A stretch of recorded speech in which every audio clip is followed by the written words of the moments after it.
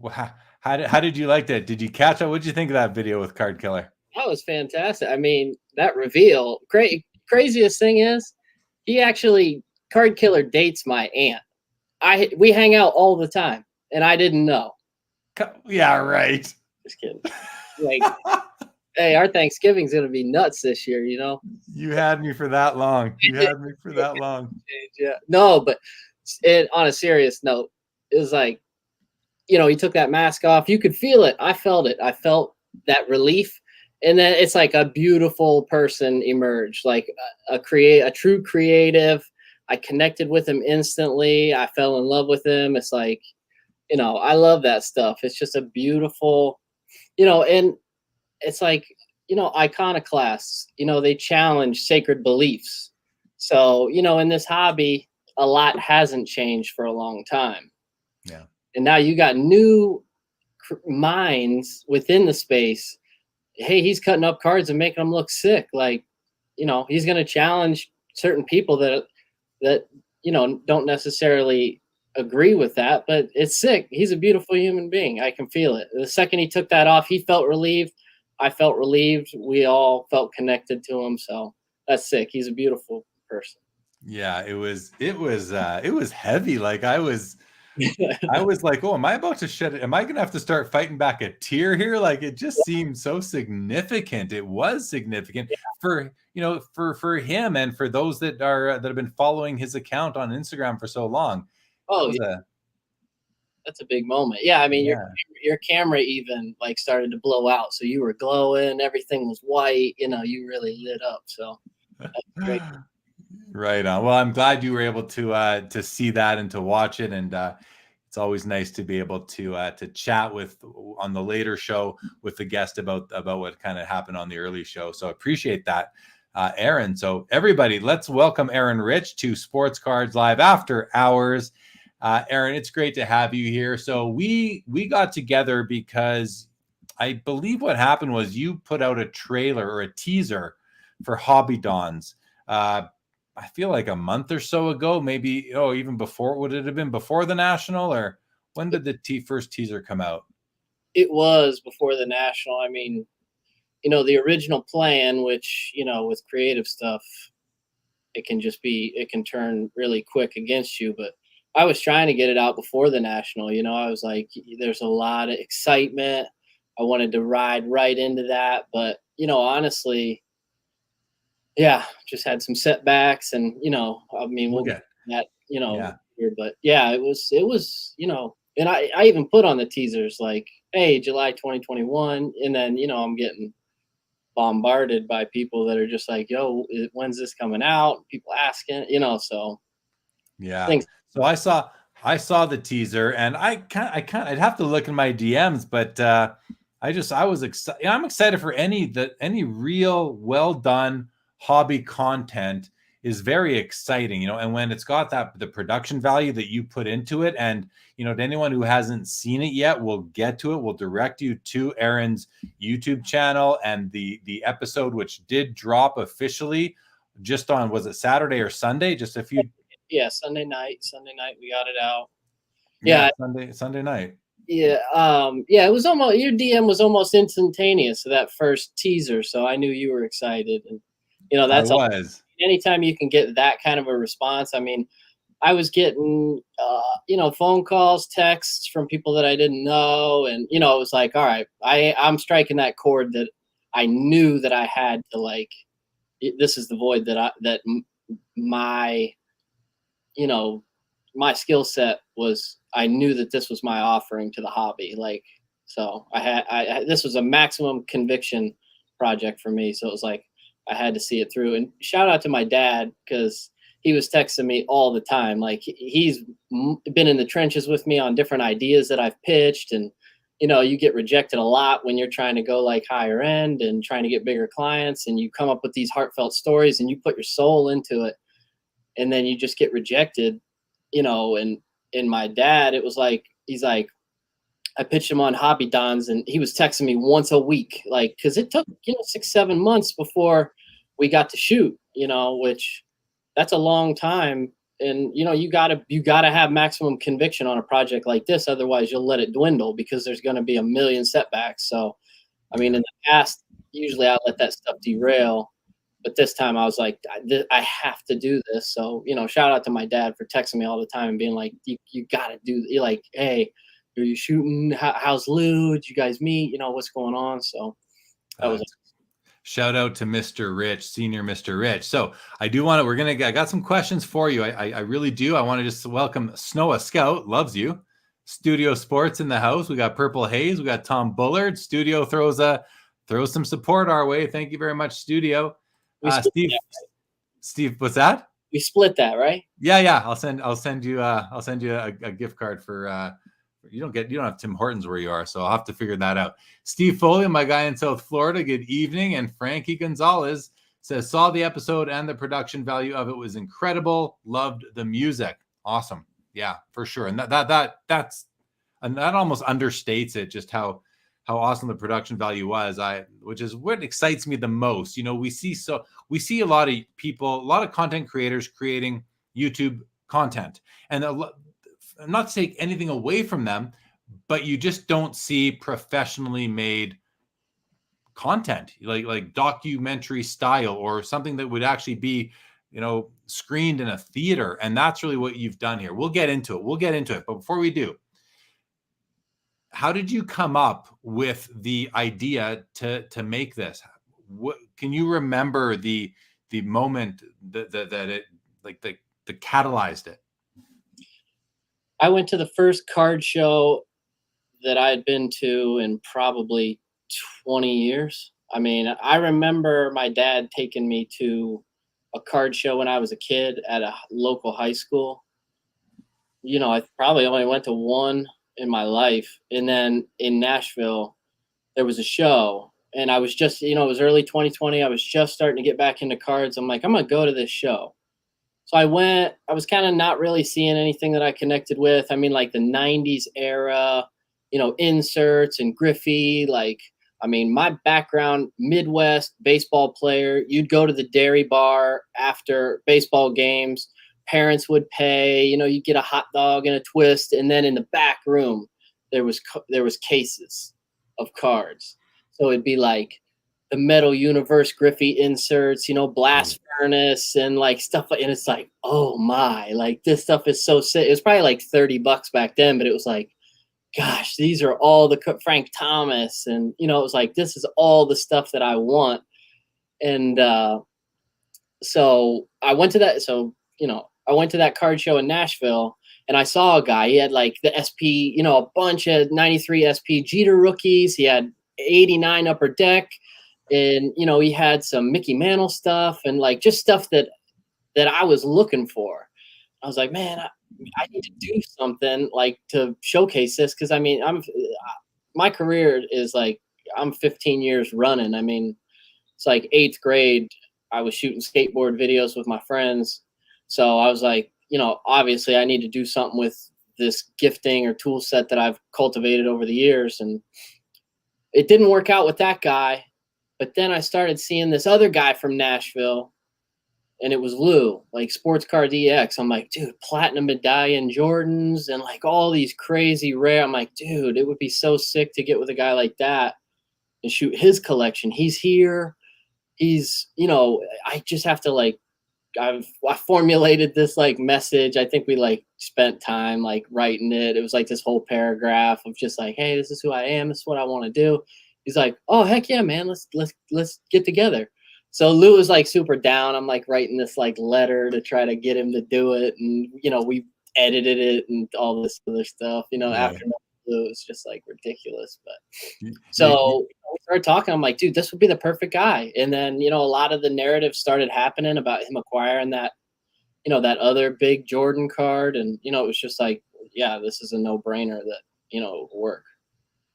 Yeah. Yeah, well, and I want to get into Lou a little bit more shortly, but let's just continue down the road of the creation of the video itself. And I want to know, how long did it take from concept to release? When did you first decide you were going to do this? And how long ago was that? How many months was it before this past Sunday? I think the idea dawned on me February 2020. Okay, so just over a year and a half or so. Yeah, so that's kind of when that initial idea came, and then I almost looked it up on Facebook because my initial point of contact with Lou was through Facebook. But I want to say like October or November of 2020. We went back and forth for like 3 months of just like scheduling just to sit down and get a beer, and then when we met, it was like, I don't know, I was a little bit anxious and just, I felt like I kind of flubbed it up when we met originally, but he was like down and I was like, oh man, he gets it. Like I had these storyboards and stuff ready and I was showing him imagery and like playing songs for him. And, it's easier to set a vibe that way to like pitch an idea to somebody because it's hard to just like talk it out. But if you have references and visual mood boards and songs, it's like you can really paint a vibe of like what you want to do. And um so after that, that was October, November, first point of contact, and we shot it July 6th. So that was another 4 or 5 months, just like trying to figure out shoot dates. And he was on he was on vacation a ton and his kids were on summer. And so it's just like it's hard, it was hard to like lock that in. And it's like people's time, and it's like I didn't have budget to like pay talent or anything like I would want to. I funded this project by myself. It was just like I said, when something with maximum conviction hits, it's like you just have to do it. And it's not like I expected as strong of a response as what I got, but I knew it was going to fill a void. And so yeah. Yeah. So you funded this thing yourself. So is there what's your plan to really monetize this thing, if I can ask that? Well, I'm not really like an internet guy. I'm not a social media guy. Clearly, Hobby Don's YouTube channel was like birthed just to house this first episode. And, my social media, like, my main account has like one post from 2017. And then, some of the little collectibles that I have on my separate account, so it's just, I don't, it makes me feel terrible. Like, I don't want to see what I'm missing out on. It's almost like when I get rid of that to like, I like compulsive, like, okay, if I'm feeling bored for a second, my finger instantly goes to Instagram or something. I'm like, that's like too powerful on your mind, just like I'm bored, like I'm unconsciously like clicking in and like, just looking at stuff. And it's just like, it just makes me feel like shit. So I don't get on social media. I don't like being on it. And so I haven't really made a platform for myself to release something like this, but I know that, just based on the phone calls and conversations I'm having, it's like, it can be housed on somebody else's platform. And, the production value, like you said, it's not a YouTube show. Like, it's just not what you would traditionally see on YouTube, but the stickiness of the name Hobby Dons. And, like, I love being able to have a show with like, that you can shorten it, Dons, it sounds like Yeah. that. So did you Yeah. see the episode of Dons? So it felt like there was, Malcolm Gladwell talks about stickiness factor. So it felt like that name had some stickiness to it. A lot of creators are starting to like hit this vein a little bit. So I was like, man, I got to get this pilot, this first episode out.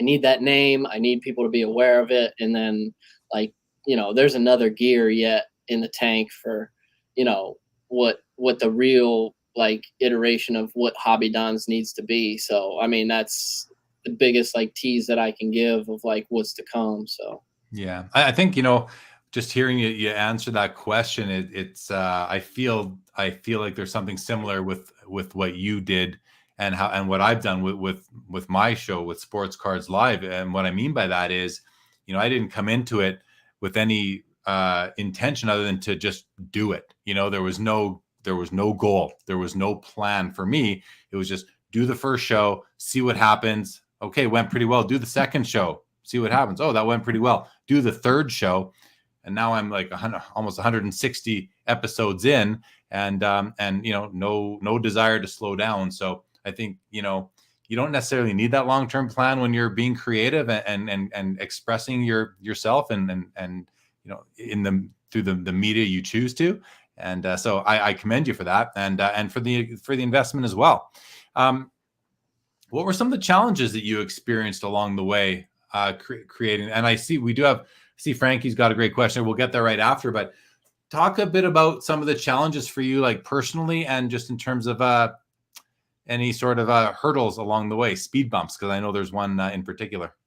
Yeah, I mean, it probably just like overcoming myself, was like the biggest thing of like, this project has to be, it has to get done. And like, it's nerve wracking. Like, I was raised a certain way. My upbringing was a certain way. I'm not like, I feel like my mindset is more like an athlete. I mean, I grew up playing baseball.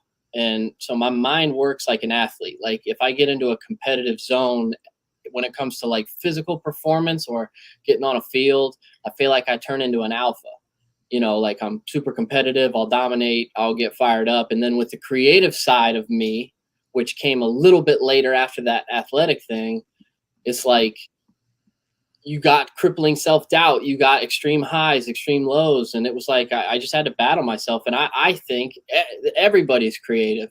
And it's like if you bridge that gap, just like with Rodney, that he's got a beautiful story, and it is. And just like what you were saying, it's about putting yourself out there. It's about trying things. I mean, Dave Chappelle was on, he's on talk shows all the time.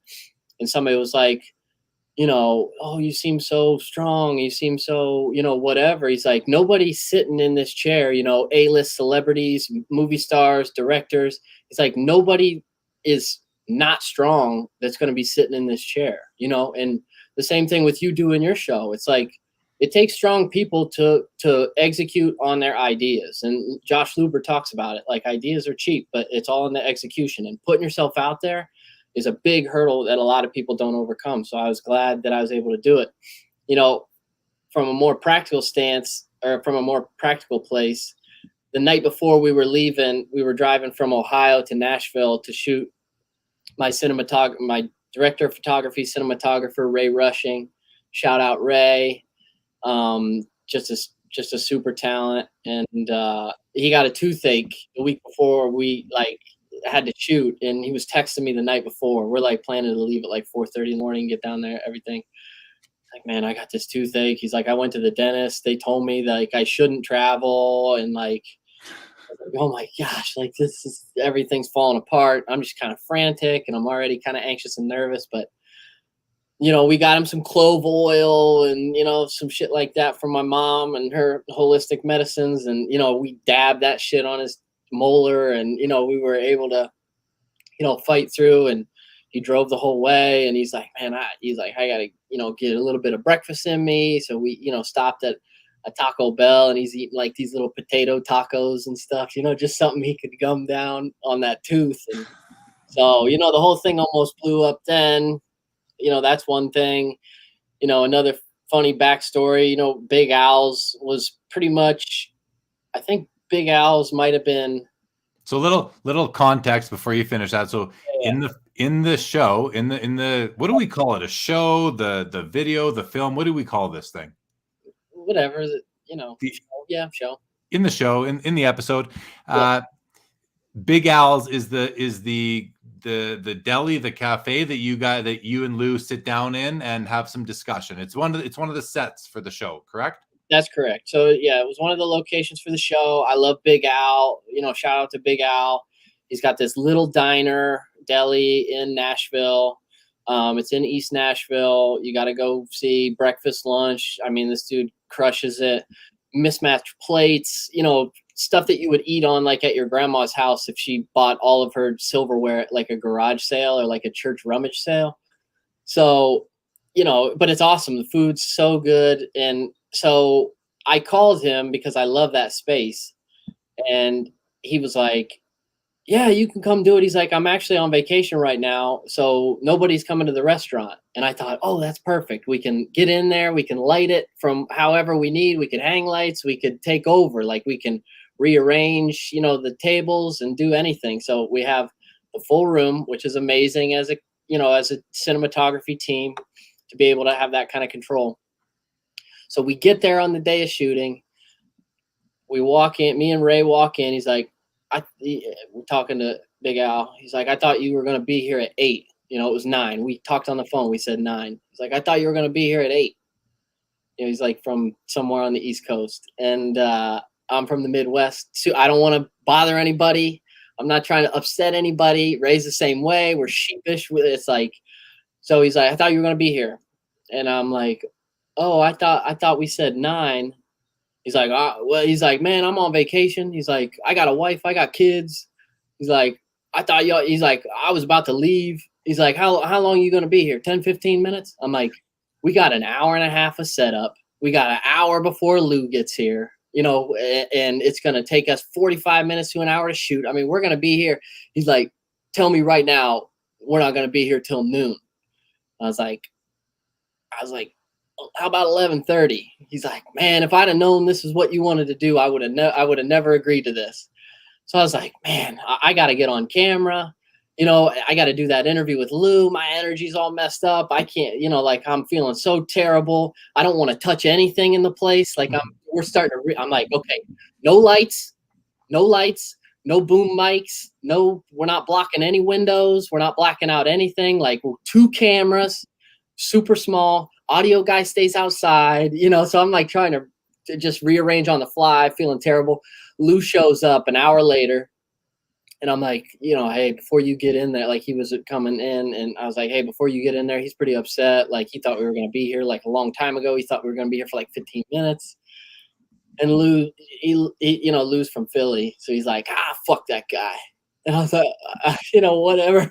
So we walk in and he instantly goes up to Big Al. He's like, and they start talking football and Super Bowls from like the 70s and 80s and Philly, the Eagles and stuff. And Lou and Al are cutting it up, laughing, fist bumping, you know. And so it's just like, you know, those guys need that energy to match each other. Like me, I'm here like terrified to move the mustard bottle on the dining table.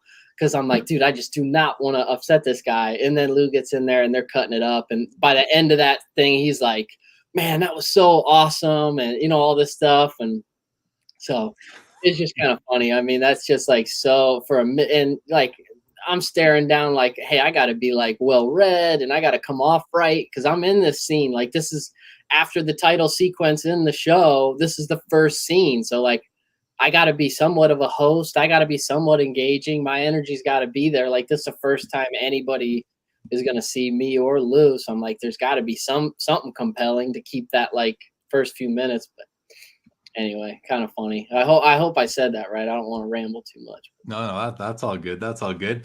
Now there's another sort of a hiccup you encountered where the opening credits, the opening sequence, it seems like the film itself is, you know, it's got some effects where you see the, like, I don't know what you call them, but the spots on the film that are kind of running through it, give it an aged look, a vintage kind of feel. Was that like deliberate to set the stage for like, you know, a vintage feel because some cards are vintage, or what was that all about?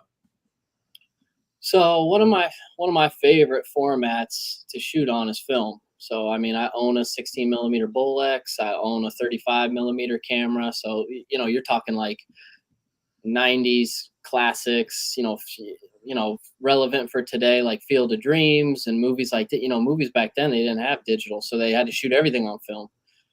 And so I wanted to shoot on film because it's like that fits that period of like 90s, mid 90s, and like nostalgia for like people from my generation and maybe even a little bit older than me. Like that's the texture of that time. And it instantly shoots you back to this like beauty and warmth. And there's such an organic nature to film that just kind of draws you to its texture. So we wanted to shoot on film, and shooting on film super expensive. I mean, I think Ray and I, we shot 1,600 feet, which, you know, buying the film stock, getting it developed, getting it scanned. I mean, it's probably close to like $3,000 in cost, you know, to shoot that much film. And I knew I wanted the opening title sequence to be on film. You know, that kind of sets the tone, you know, that song, it's like, you know, that vibe just worked. And you know, that first minute 20 is like, you know, a great opening tone for the whole show. So I called the lab when I sent the film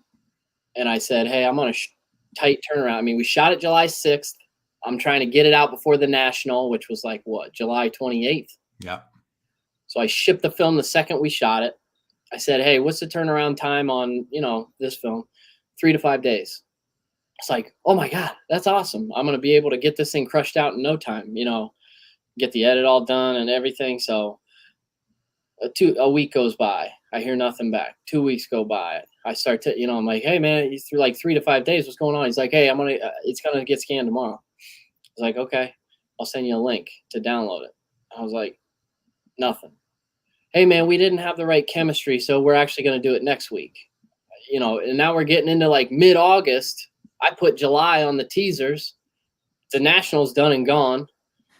And I'm still sitting around. I ain't got no film. I can't get the opening title sequence. I have nothing to put there. And that song has to be in there. That, didn't I, Durando.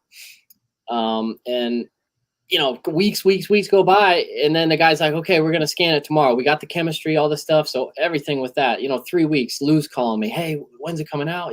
I'm excited. Like, man, I'm waiting on the film back from the lab. They scan it in. Something breaks in the scanner. It shoots all that, like it shoots little particles of film all over the front of the thing. Like we shot probably 20 minutes or so of film. I probably got 8 minutes of it back. The rest of it was just completely damaged. And so all that stuff in the middle of the frame was just like fragments of stuff that got chipped and thrown into the scanner. The scanner seized up on them. And they're like, after I'm waiting 4 weeks, and then he texts me, he's like, hey, this is terrible. I hate to say this. He's like, but the thing got damaged, and, this Steve guy and this and that, like all this stuff I don't care about. And I'm like, you got to be kidding me. So I got the film back, and it was okay. I mean, I wanted tasteful beauty out of it. It wasn't like, when you go too grungy with film, it's almost like kind of kitschy. Or kind of like, it's like, all right, I get it. But I wanted it to just be beautiful, I wanted it to just be nostalgic and beautiful. I didn't want it to be too overplayed with too much scratches and too much glitz and whatever. But it worked out. I mean, they felt terrible, got it all, comped for nothing. And so I'm like, you know what? Okay, we can have. When I saw it, I thought it was part of it. I thought it was part of the creative and deliberate and all that. And so to hear that it isn't is a little bit kind of surprising, but it makes sense, that these things happen. And yeah, really good on you for rolling with it and still salvaging. And from the viewer's perspective, that didn't happen. You know what I mean? We couldn't tell. So, but it's fun to have you on and to hear about some of these kind of behind the scenes stories and challenges that you had. Any sort of surprises through the process for you? In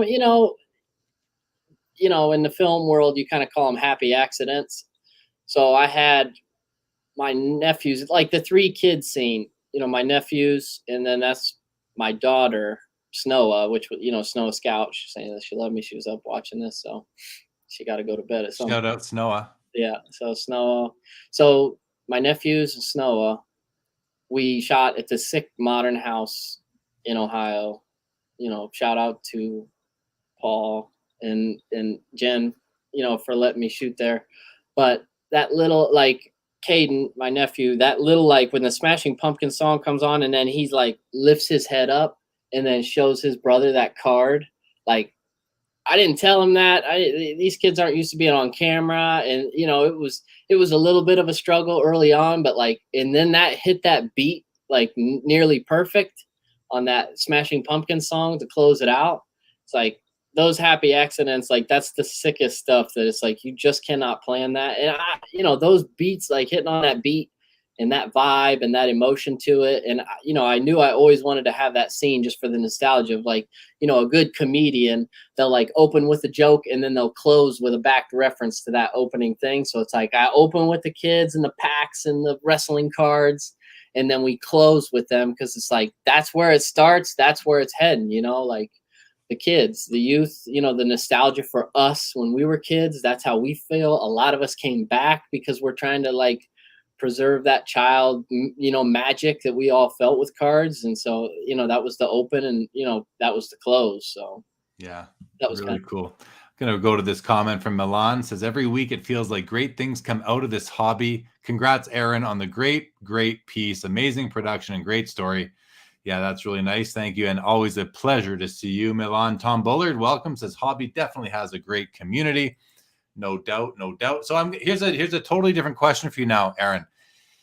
What did you learn about the world what did you learn about the ultra high-end world of sports cards? Like, did it, you were working with Lou, with Court. I mean, these guys play in the world of high-end cards. I've met Lou. I don't know him very well. I met him at a Toronto Expo several years ago. I've never met Court. I'm not too familiar with him. The other gentleman that was in the kitchen scene. I meant to ask you, whose kitchen was that? That was at Lou's house. That's Lou. Yeah, beautiful kitchen. But what did you learn about the ultra high-end sports card world that you didn't know going into the filming? I think that I learned that these guys have solidified a place within the hobby of notoriety to where people come to them because they know that they have the budget for it, have the ability to do it. So they're solidified key guys in the hobby. So they are seeing or getting access to the stuff that most people don't. Like there's a deleted scene. I'm thinking about putting out some scenes because there was a lot of really good stuff, from not really deleted scenes. There was a lot of really good stuff that they said. And I think Court talked about, the fact that a guy went to Lou directly about that autograph buyback of Jordan. You're talking about a hand-numbered rookie card of Jordan, autographed by Jordan.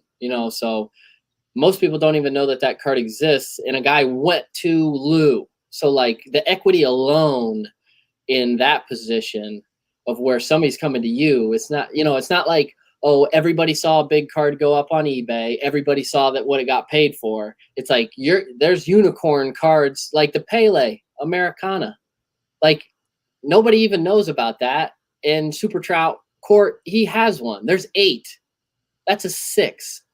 Like 4 of them are PSA 1s. It's like, dude, that stuff is like important, iconic stuff. They focus on that. Best card, best player. Best card, best player.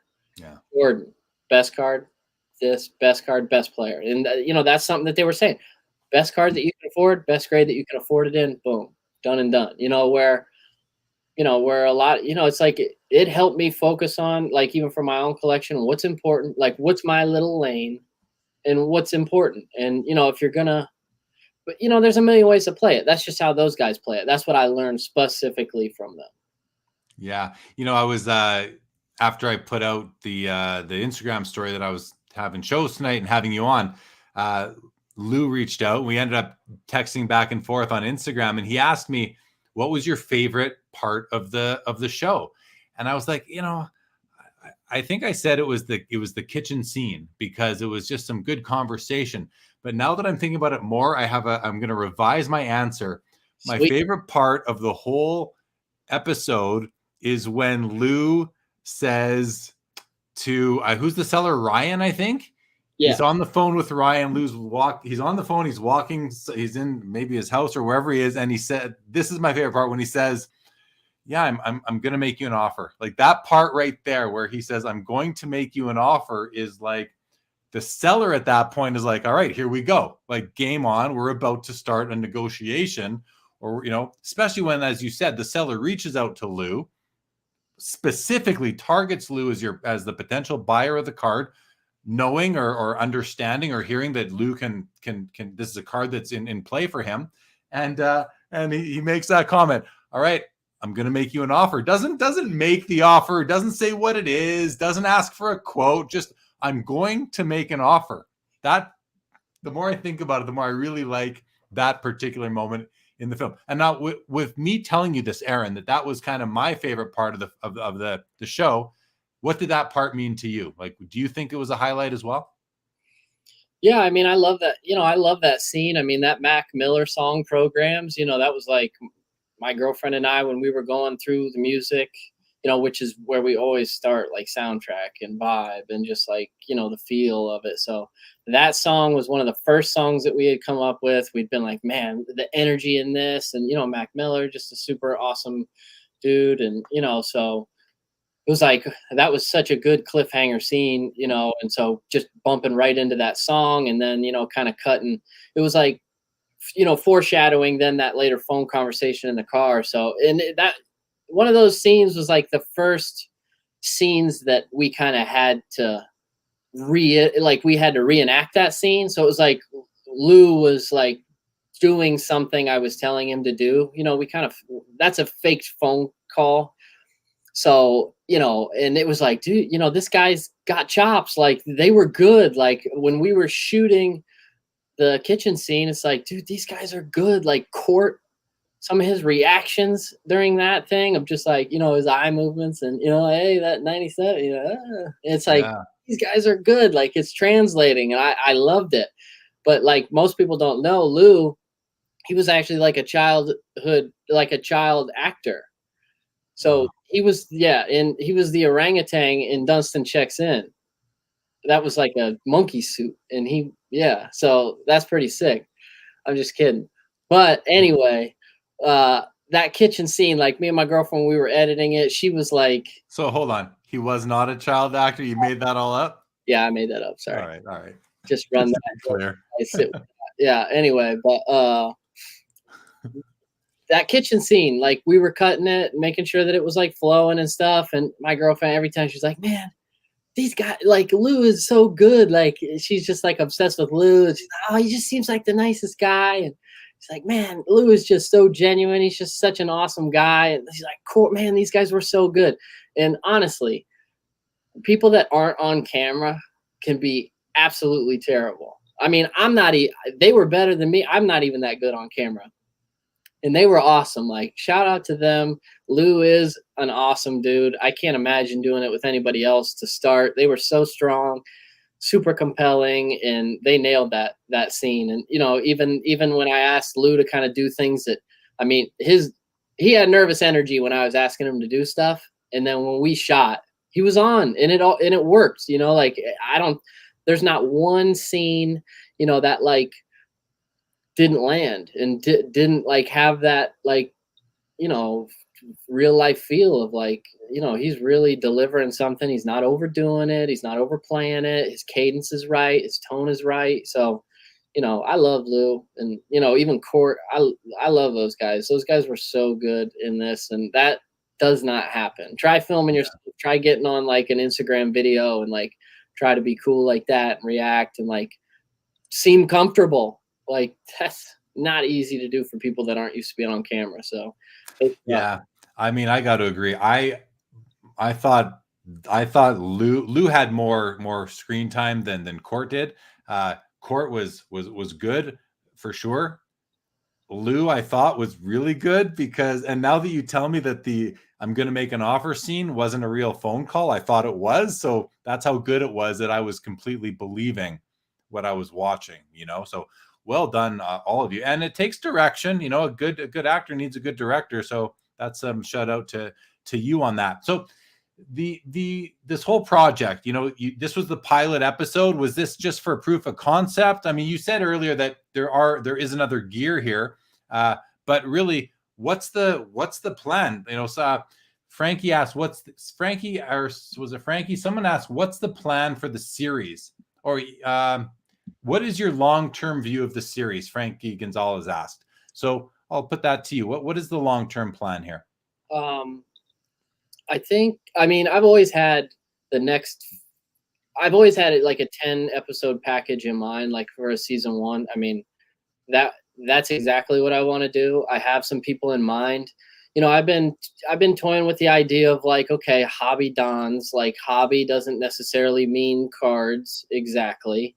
So, hobby players, like, whether it kind of stays in this world for a couple of episodes, like, I've got some people in mind, and, whether it kind of branches out into other things, but, I wanted to have that entourage feel, just, like the old HBO series, and you know, have that narrative slash documentary, feeling of where it kind of, it has an elevated storyline and, that kind of a thing. And maybe some cameos with some of the, key people that we all kind of like, look up to within the hobby. And, so I want it to be sick. Like I wanted to, like I was telling Lou, I was like, I just want to do something cool, man. Like, I was trying to hit that void of like, like when you watch Girls on HBO or you watch old Sopranos episodes or you watch Entourage or stuff like that, it's like you're trying to figure out what soundtracks that they use because the stuff just works. Like old Sopranos episodes, you're like going to your phone, hey, Siri, what is this song? It's Mazzy Star, it's this, it's that, like sick stuff. Like that is a gift in and of itself. So that always was a big part of this series. And just trying to get the most interesting people that have awesome stories and just be super entertaining and allow people that aren't necessarily in the card world to also engage and enjoy. I told, I said keep the slang out of it, like pop this and golden auctions this and that. Like people aren't gonna know. Like there's another side of the audience that has to keep up. Like I think the kitchen scene with the Pele and all that stuff, like I didn't want that to lose somebody that didn't really know much about cards, because that's probably the most like detailed portion of the show, where the rest of it is kind of like entertaining and it flows really well. That scene was in there for the hobby guys, like really getting into the bowels of what cards are important and why, and what you should be looking for if if that's the lane you want to go in. But sick music. You got this new wave of creatives and entrepreneurs. I've said Josh Luber already. You got, different people that come from different backgrounds, like skateboard world, sneaker world, hip hop world, pro athletes. Like I want to make something that they would watch. People want to share cool stuff. And I just wanted to make something cool to where a guy like Bill Simmons, who collects cards, he sponsors, the Ringer does sports cards nonsense, shout out Mike Gio and Jesse, so I want to make something that Bill Simmons wants to watch, because those guys like watching stuff. Darren Ravel, Nat Turner. Like I wanted to make something that appealed to them, or like a Virgil, like Smashing Pumpkins, Mac Miller, old school stuff, like the soundtrack and just the imagery, and just like I want to show that I understand tone and taste. So it's like, okay, let's hit that. And I want to back up and say, just because that's my thing doesn't mean that other YouTube stuff, like I remember early on, like, I mean, Chris and Josh at Card Ladder, I watched a lot of their stuff when I was first coming back to the hobby. Shout out to them. They've been super nice to me. I met Josh at the National.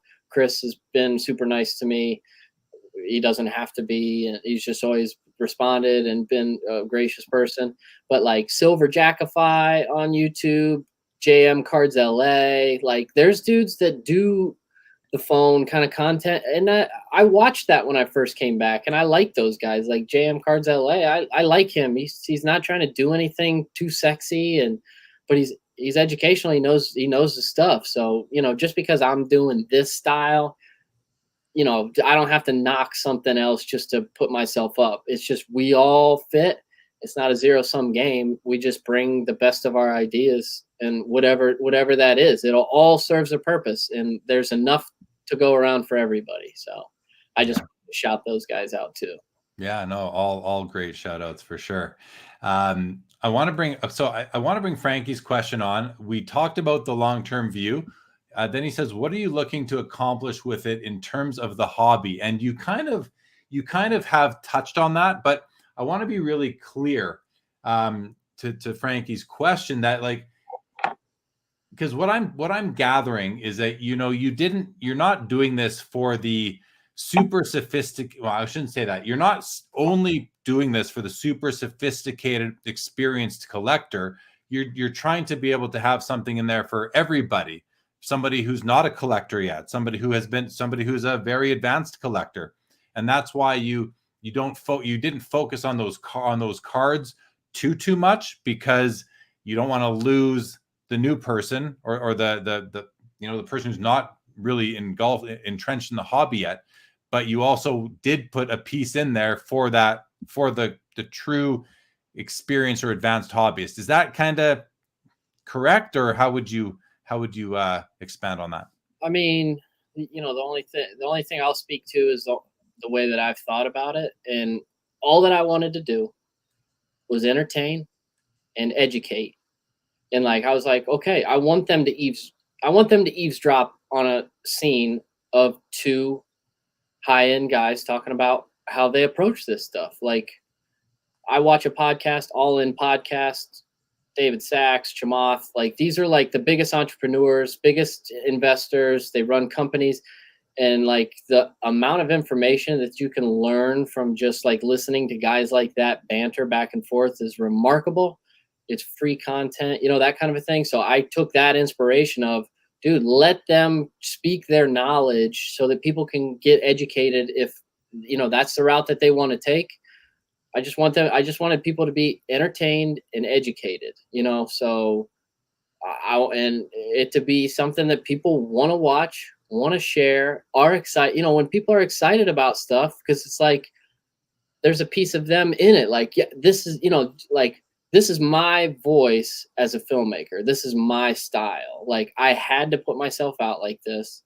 And I knew that there was enough people that listen to awesome music, that like watching cool stuff, that like the way that the production was going to be. I knew that it would land well because people like well done, well thought through stuff. And like, it's motivated content. Like, there is some storytelling to it, and so I figured that it would connect because people are cool. People do cool stuff. People are creative. They're not everybody is the bad egg on Facebook. Like, there's still a lot of super cool people, and they want to be communicated to. They want to, they want to be a part of the cool stuff that's happening. So, yeah, that's what I wanted for the hobby. I wanted people on the outside to look in and not think of what they thought a sports card owner would look like. Like, right. Thousands of cards. I almost made that joke in Hobby Dons when I was interviewing. I actually did. We probably cut it, but I was like, okay, so I was gonna talk about, all right, so you're gonna show me the man cave, which is probably what most people think, just cards everywhere in a bunch of boxes and jerseys, and I got this room and it's all decorated, and my bed sheets are Michael Jordan, and I got these Scottie Pippen pajamas and stuff, but it's not like that. Like, this is day trading. This is financial dudes. I mean, Gary Vee's no slouch. Like, these dudes are smart. Jason Kuntz, they're not slouches. Dan Fleshman's not a slouch. These dudes were like, they're double sharp. They're super sharp dudes. So they needed, I was trying, that's what I was trying to do, is like, get my style out, get my voice out. This is my perspective. This is what I think is cool. And I just have this strong sense that it's just going to land with this new crowd. Is your mind spinning on what's next? Like, do you, like, I know I've asked you, I can't really get a straight answer out of you. Is episode 2, is it in the works, even in your head? Is it started? When can we expect to see the sequel or the next episode? I mean, things are moving fast. I've had some really good phone conversations with some, bigger entities, and, talking about doing it at a little bit of a larger scale. So, I have my style. Like, if I was self-funded, I almost told myself, like, I'll do 3 of them, myself, and, just like get the first one out, and then I had people in mind for 2 and 3, or maybe 4, that I would do myself. But, it got such a strong response where I'm like, okay, I can, like, I have options. And if we can like elevate across the board, I mean, you need, for filmmaking, the 2 biggest things are like time and money.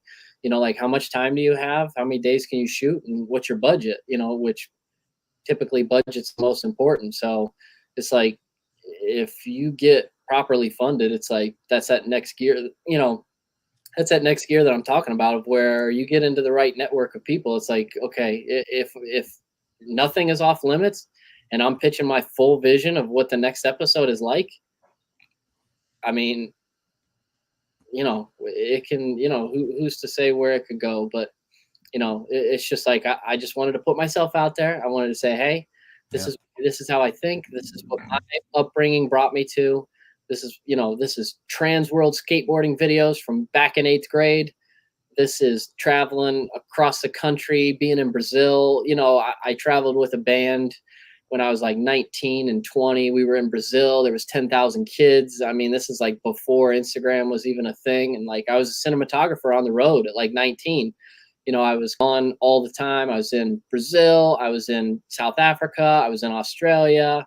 I was in Paris. I was in Italy. I mean, we shot a documentary, in Italy and in, all over the place for like 17 days. And I was in my like early 20s. So, it was pretty crazy. Like thinking back on those days of like, that was kind of what formed me into this. And this is the first time where I'm like, yo, this is Aaron Ricch. This is Aaron Ricch sauce. Put it out. This is me saying something, and there's a few other ideas, that I've still been sitting on. I mean, I've had, different ideas for a lot of years. So it's just like, okay, this is who I am. I hope, I just, Well, I can't. I mean, I think I speak for everybody that watched the first one, because I mean, you have to have liked it if you saw it. Just can't wait to see what comes next. So I do want to say I want to welcome Troy Hohen. Thanks for all the great content. Catching my first live tonight as I just got back from work. Usually I'm watching back on Sunday. I love when someone who it's when they catch the show live for the first time and makes a comment. So Troy, great to have you. Welcome to the first live, and just happy to have you as a viewer for all this time. Thank you so much. Tom Bullard, I haven't seen it yet, but I'm definitely looking forward to checking the Hobby Dons out. Do it, Tom. I'm sure it was, it was just fun to watch it. Troy says my man cave might somewhat resemble what you were referring to. So that means he has Michael Jordan sheets on his bed too, Troy, don't you? So, okay, I want to go back to the deal for the MJ that was made by Lou, and talk a bit about the timing of the deal itself and why there wasn't more behind the scenes footage around the negotiations that went into it. So we saw the phone call you talked about with him saying, let's make a deal. But yeah, why in the film don't we see more of that kind of behind the scenes negotiation, and how did that timing all work for you? Yeah, I mean, like I said, time, the amount of time that you have to work on something. I mean, we shot in 2 days, so it's not like I'm just following Lou 24/7. We have different lives, and it was a shorter time period that we could spend together. In the trenches, doing this. That intense. It's an intense process. It's very emotional. So I mean, we did the best that we could. I mean, sometimes in real life, a lot of this stuff is pretty unsexy. I felt like I'm not gonna go like too over the top with it, even though I know that, that's what we all, kind of want. But most of the time it doesn't really play out like that in real life. So, yeah, I would have loved to have like, recreated, different parts of it and flown and been with Ryan. And, of course I would love to do, if you're talking about developing the story one level deeper. I mean, that's something that was in my mind of like, we got to get, Ryan, but it's just like the way things are right now and travel and just, different restrictions and things that you got to overcome. It was like, maybe we can just kind of like do it with what we have and, capture what we can and just try to like make that scene still land. I mean, I hope that Lou's all uncomfortable on the phone, and then we got them little title cards, talking about, hey, if you can pull this off, and this, the valuation of what it is. It's like, you'd be nervous too if you bought a raw card for like, a lot of money, and you're like sweating it to come back because you want it to be. I mean, there was parameters in place that this deal was contingent on a grade. So it's not like he just bought it blind and then like was like, oh, if it comes back altered or missed min size, or it's like he didn't have that. But I'm just saying, you're sweating a lot of money, and so was like, I wanted to get a little bit of that tension in there. I would have loved to have gotten more behind the scenes and like kind of get that develop and make that a little bit juicier. But we did with what we could with the time that we have. And like I said, sometimes it's just more unsexy in real life. And, it was a lot of phone calls and that's about it, so we did what we could. So there was some attention given to the value of the cards. I think there was I guess a title screen kind of saying that the potential value of that pair of cards, I think it said $6 million. Is that right? Yeah. On there. Why was that for you as the filmmaker? Why was that important for the message and the expression? I mean, for somebody that's not used to cards, it was like, you kind of, maybe they've seen some of the headlines of some of the top sales and stuff, but if you went to somebody that is like, sometimes we get so entrenched in the hobby that we think everybody is that knowledgeable about it, but like there's a whole other world happening around us where people are just like still oblivious to it. So it's like, I wanted to legitimize the hobby by being like, yo, there's big players here. Like this is different than what you probably think. So I wanted that price of just like the casual viewer, like that doesn't really know this stuff. So like, what? Like price is everything to them. So like, if I didn't put it in there, it'd be like, if somebody was just watching, they'd be like, well, what's it worth? Like, do I have one of those? Like I had my shoebox. Like, I wonder if that whole thing of like, people want to know price because that's just like our inherent like impulse is to just, so I put that in there for more of the casual viewer that just doesn't have a grasp on how this market is like blown up of like, people are spending $3-4 million on cards now. And it's just, the Antiques Roadshow thing of like, the valuation is what? Like she found it in her basement. She got it at a garage sale for $250. This thing's worth $10,000, so it's like some of that Pele stuff and, just the MJ. It's like, I'm not on like the investment speculation side of like 10 cards to buy, not that there's anything wrong with that, but that's just so just a follow-up question. I mean, because I don't know, and I don't know what Lou paid for the autograph or what the 96, 97 jersey autograph is worth. But where did the $6 million figure come from? Like, you didn't make that up, right?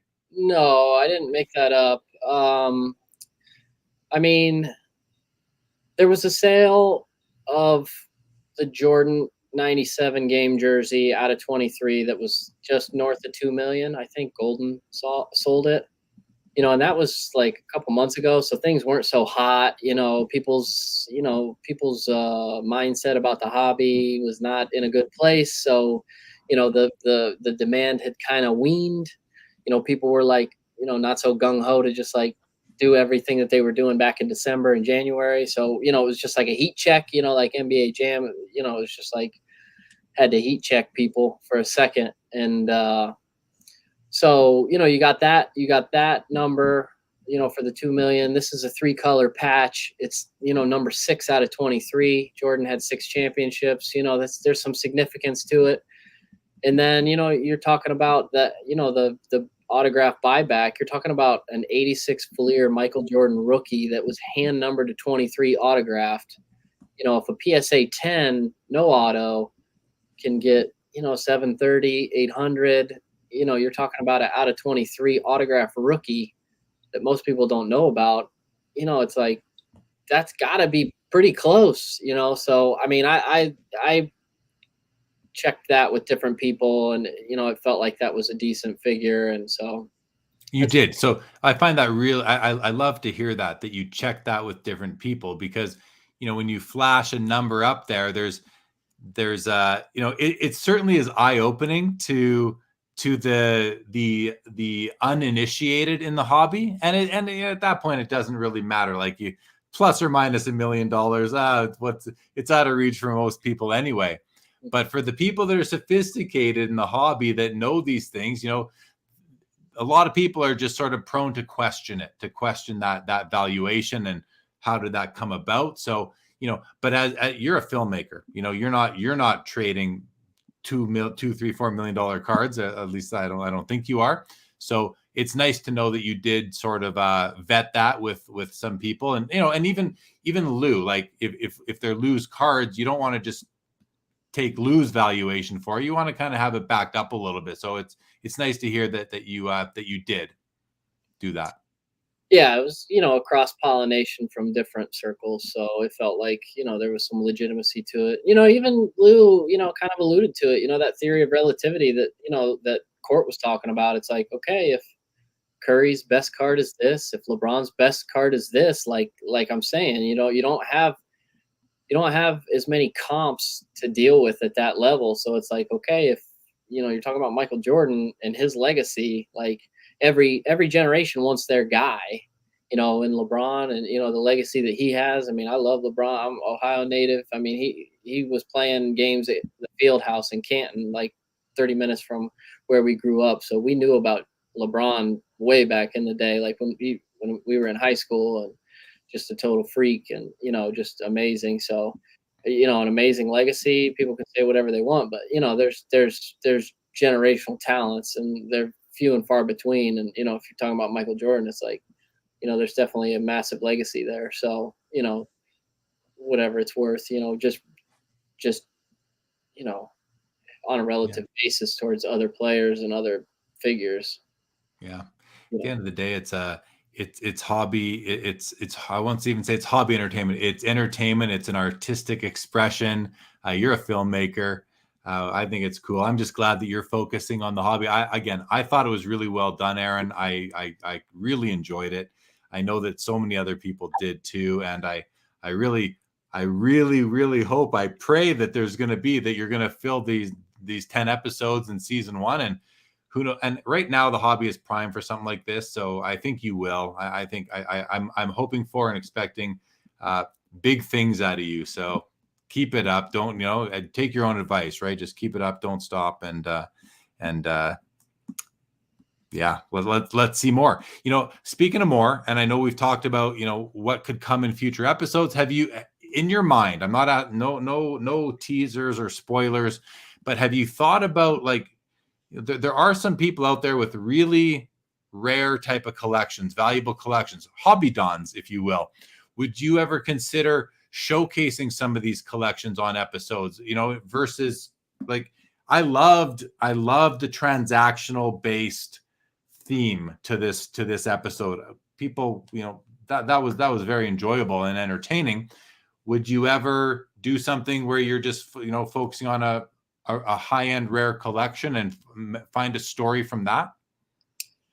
Yeah, I mean, 100%. I mean, just based on what you've seen so far, it's like, that was specific to Lou's story. Like the pairing, Court's Pele pairing is a foreshadowing to Lou, the transition, or the transaction of Lou coming into 2 cards. So it's like that all builds on itself.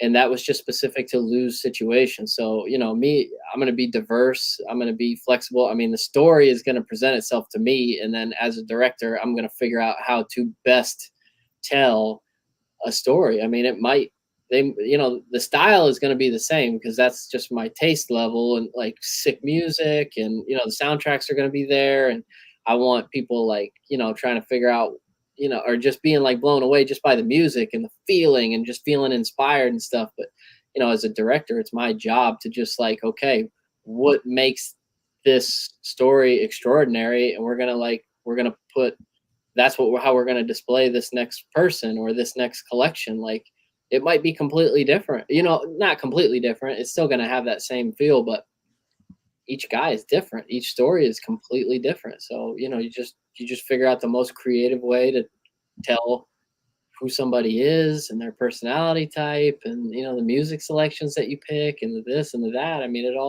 that's the artistry behind it. Is like you're putting out a tone, you're putting out imagery that fit specific to just this person. So yeah. I mean, all right. Great answer, man. I love it because it keeps it so wide open for what we can expect for future episodes. Okay, man. Well, listen, I'm going to go to some comments here. Mike Petty has it locked and loaded, ready to watch. Toa Hang is here joining us. Toa, good evening. Good evening to you. flea market mixtapes and getting into optic baseball, especially rated rookies. Thanks for the info, flea market mixtape, and welcome. Troy says pulling in viewers who are not hobby veterans is key. Sports participation grows in sports that gain popularity, like Olympics. People migrate to movie topics that are popular. More eyes on the hobby is key. I think that makes sense. Toa says theatricality. Is that a word? Theatricality and deception are powerful agents to the uninitiated.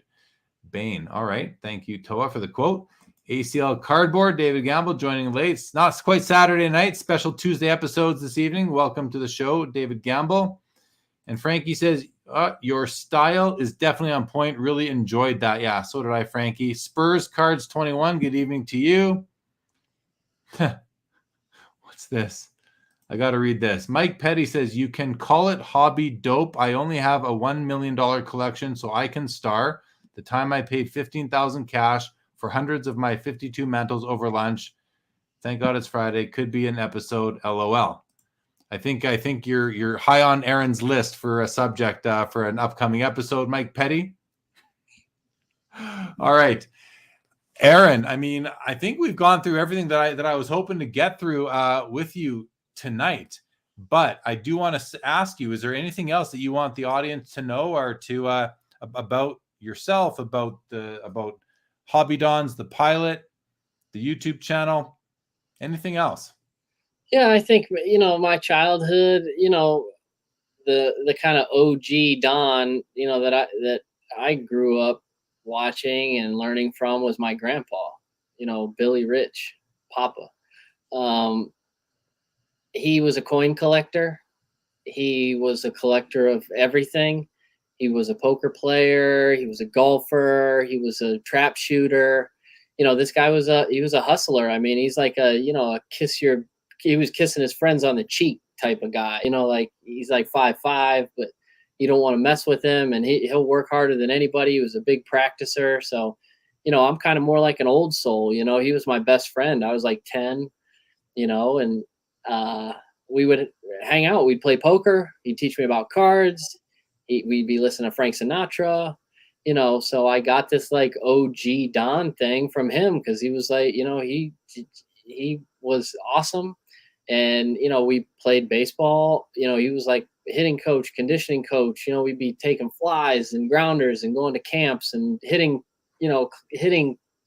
instructors and pitching instructors and stuff. So, he was the dude early on that was like, you can do anything, and he would go to his friends. He'd be like, you got to see this kid run.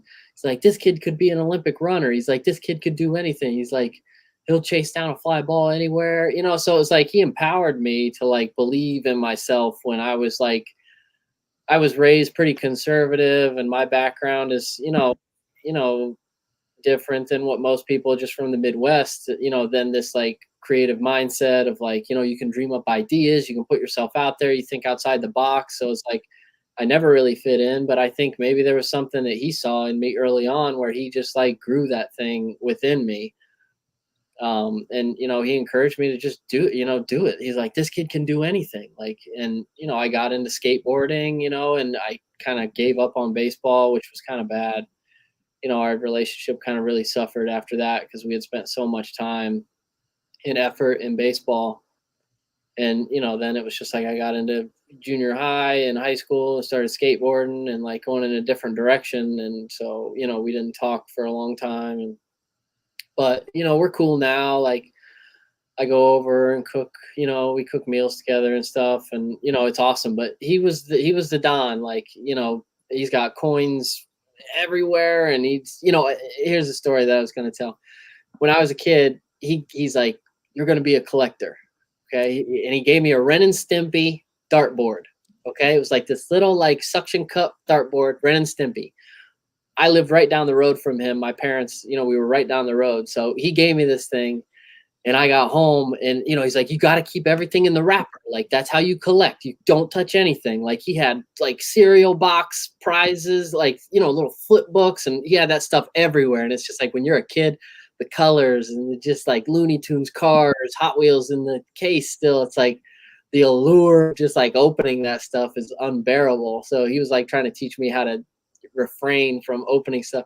Gave me the Ren and Stimpy dartboard. I ran down to my mom's. I'm like looking at her. I'm like, I gotta open this thing. I gotta play with this thing. I'm like, I don't want to be a collector. And so my mom always, she reminds me that. I mean, I haven't thought of that story for years, but when I was thinking about this last night, I was like, I got to tell that story about, how my grandpa was trying to get me to be a collector. And I was just like, man, I took it out of the wrapper. I played with it. And then I felt like so bad because I was like, man, I let him down. But I think he probably knew that. So, he didn't give me anything too special, but that's the guy. I mean, he taught me a ton, and, he crafted my mentality, and it's just carrying me through life, and I love that. The old soul thing. I mean, my friends have when I was 10, I hung out with him. He was in his 60s. I mean, they had a hotel. He was a bookie for football, like DraftKings and all this stuff that's now like in the Midwest in the 60s and 70s. You're not supposed to be taking football bets with the post office workers and the milkman and the this and the that. They were running an operation in the basement of this St. Paul hotel that they had. They were playing poker games down there. I mean, they tried to hit them with a Rico, so they had the Don thing. Like, they were Italians. They were serious. Like I said, he's kissing his friends on the cheek. So it's not a joke. And my dad, like, when I told him I was doing this interview, he's like, I think this is probably the first interview in our family that isn't under oath. So it was kind of hilarious, but too funny. Well, I hope your family. I hope Billy Ricch. Is that what you said? I hope Billy Ricch is watching. I hope your dad's watching, and they all enjoyed this non-under oath interview and discussion that we've been able to have. Definitely. Mike Petty says, great story about Gramps. Happy, joy. There's a Ren and Stimpy reference right there. So, no, it's really nice that you kind of close off the show here tonight with a personal story, because that's how we get to know you, is by hearing about how you were formed, like how, what the people that influenced you to be who you are, that gave you the confidence to jump on a skateboard, that gave you the confidence to put yourself out there and create this film, this show, and to give you the confidence to keep on going and continue through. Yeah, if I could say something to that, like, I always had a strong belief in myself. I always wanted to do something like this. It took a lot for me to overcome this. Like I said, I grew up pretty conservative, so I was kind of afraid of my own ideas for a long time. Like I was fearful that I didn't want to put something out that would rub somebody the wrong way. I was just scared, and like, I mean, I'm not like that anymore, but I always want to say, like, if I ever had a chance to like have influence, like, shout out to like all the smaller roles, like even film dudes, or if you're working at a company and like you got all these hot shots and they're influencers and they're people of notoriety, like sometimes they just ignore the little guy, and like it's painful to be the little guy that like you have ideas and you want to be seen, and like I've been on sets with people that people love and they look up to them, and they just kind of like treat people like shit. Like,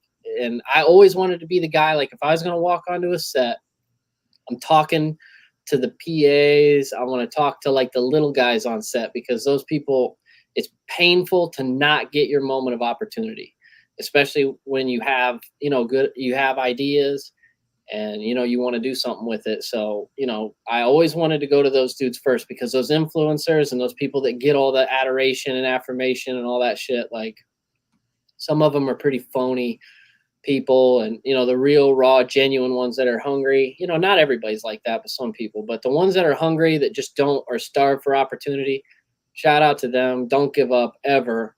You just have to put the pads on, and you got to get vulnerable, and you got to like take the hits, just take it on the chin for as long as you got to, pay your dues, and like it'll work out. Like if you can refine your work and all this stuff, you're gonna make it. And so shout out to the little guys that feel like they're not seen, and they go to bed at night just like dying on the inside because they feel like they're, not able to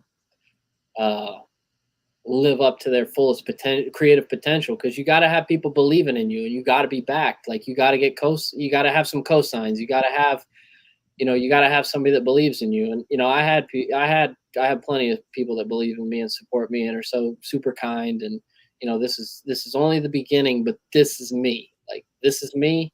Hobby Dons is me. This is who I want to be. This is who I am as a storyteller. This is just the beginning, and I'm glad people are like receiving it well. And if you got soundtrack ideas, I love being blown away by like some deep cut that I just haven't heard before, or some mainstream artist where you just have this song that it's like it's slept on, nobody knows it.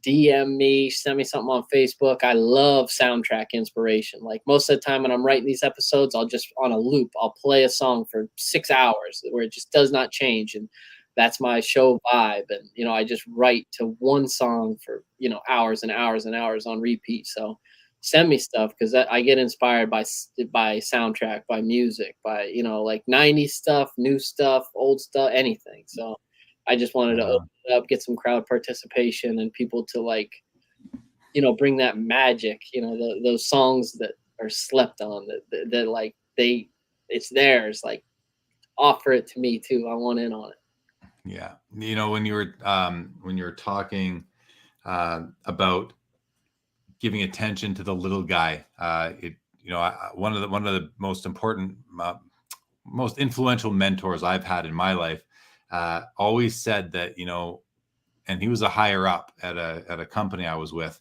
and he always said that, you got to pay respect to the person who's at the bottom of the salary band as much as you pay to someone who's at the top of it, because everybody's doing their part in a company. Everyone's got a job to do, and everybody deserves respect. So it's nice to hear that you are kind of that kind of person too. It says a lot to me. That really says a lot about who you are as a person. So to everybody who has joined us tonight, thank you for joining us. Thank you for your time, for your comments in the chat. Make sure, if you are not yet following Aaron on Instagram, it's at AARI3 with 3 underscores. It's on the ticker right now. Those are 3 underscores. I confirmed with him the other day, and you will be apprised of what's going on with Hobby Dons, and also subscribe to the Hobby Dons YouTube channel. It's as simple as that. Hobby Dons. To anyone who is new to Sports Cards Live tonight, that you want to come see Aaron, I do welcome you to the show, to the channel. Please subscribe. Love to have you as a regular viewer every Saturday night with some nice interviews with various hobbyists from all different areas. So great to welcome you to the show, to the channel. Hope you enjoyed it. Aaron, that's it, man. We are done. This is over. I want to thank you for joining. Again, love what you're doing. Keep it up. Keep up the good work. Keep being you. You're a great guy. And final comments to you, and we are done. Thank you so much for having me on. Thanks for, being so supportive, and like you jumped on it right away. You were extremely kind, to reach out, and you took an interest in it. That means the world to me. I just want to thank everybody that, the support and the comments have been so positive, and that's all I wanted to do for you guys, for the hobby. I want the world to see us in a certain way, and I wanted it to be tasteful. I wanted it to be, awesome, shareable, watchable, rewatchable, so if you were showing your buddies or your family, like something that you were getting into, like, this gives some legitimacy. Like, Lou is a financial advisor. The music's sick. The vibe, it works. So, it just gives you gives you an opportunity to share. Like, okay, this hobby is like for real, and wow, this is pretty cool. Like, I need to like look into this. So, but thank you so much for having me, man. I really appreciate it. You're awesome. You're super tall. I saw you at the National. I was too embarrassed shy to come up and say hello. But you guys are big and tall. I wish you would have. But no, man, great to have you. Thanks again. I just want to scroll through a couple more of the comments here. Mike Petty says, maybe there is hope for your generation yet. Don't ever change that mentality. It's the every man that helps you get to where you want to be. Worked for me. Well said, Mike Petty. Thank you for that. Brianne Pratt, says you really love music. Flea Market Mixtape says, Jeremy, you're the best. Thank you, Flea Market Mixtape.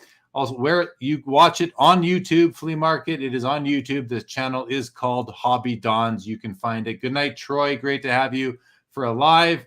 Mike Petty, always love the show. Jeremy, good luck to you. Aaron, you won me over, and that's saying something. Really nice comment, Mike. Thank you so much. Thank you, Purple Haze, for joining. Glad you enjoyed. That's it, Aaron. Hang tight right there. Everybody else, good.